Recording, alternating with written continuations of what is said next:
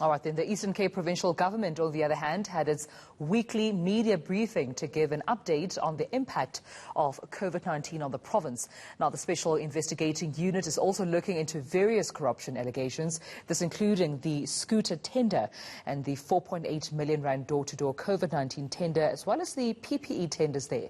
Our reporter Aviwe Mtila joins us now live for more on this story. Aviwe, good afternoon to you. So the Eastern Cape Premier, that's Oscar Mabuyane, talking tough now against corruption. This as the province accelerates its fight against the surge of COVID-19 cases. What can you tell us there?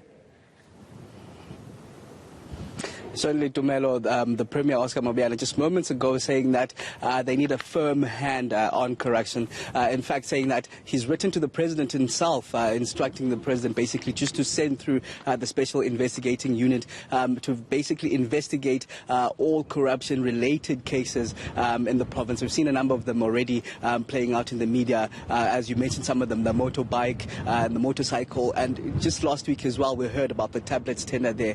The Premier saying that also that needs to also be looked into, and basically people need to be accountable. But more alarmingly, the Premier just warning the people of the Eastern Cape that August is basically the COVID-19 storm, saying that in the next 6 weeks, I beg your pardon, you can expect the numbers and the infections to surge and almost double. As it stands, the numbers stand at more than 74,000 infections in the province, with more than 1,500 deaths. But more encouragingly, though, there have been over 60,000 people that have recovered from COVID-19. But let's listen to the Premier and what he had to say just on the numbers and the infection rates that's supposed to surge. We expect a surge in infections to almost double over the next 6 weeks. This will put our already strained health system under more pressure, particularly on the availability of critical beds. We expect to be out of this eye of the storm in September, with a decline in numbers of new cases and lower rates of new infections. October is a month where we expect to see stabilization in daily increases, and this will offer some relief to our pressured health system. So, Aviwe, the Premier there predicting a storm that basically the province is about to sail into going into August. What measures are being put in place? What has he outlined by way of the measures that are being put in place to get into that storm prepared?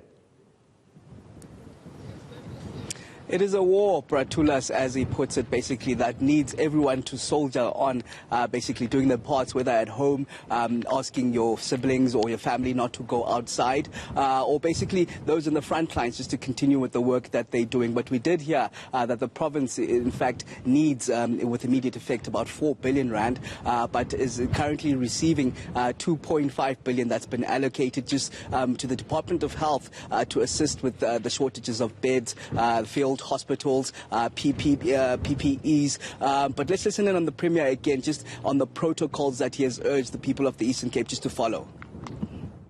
This month of July has been a mixed bag of successes and setbacks in our fight against this pandemic.